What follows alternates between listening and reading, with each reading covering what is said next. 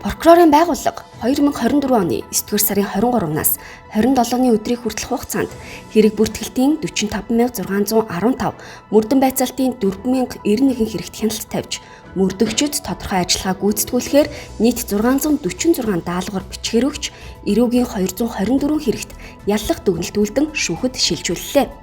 Яллах дүгнэлтүүлсэн хэргийг тодруулбал эрүүл мэндийн халдшгүй байдлын эсрэг 82, өмчлөх эрхийн эсрэг 72, хөдөлгөөний аюулгүй байдал тээврийн хэрэгслийн ашиглалтын журмын эсрэг 39, хүний бэлгийн эрхчлөө халдшгүй байдлын эсрэг 11, хүний амьд явах эрхийн эсрэг 8, хүрээлэн байгаа орчны эсрэг болон авилга галбан тушаалын тус бүр 5, мансууруулах юм сэтгцэд нөлөөт бодисыг хууль бусаар ашиглах 2 хэрэг байна.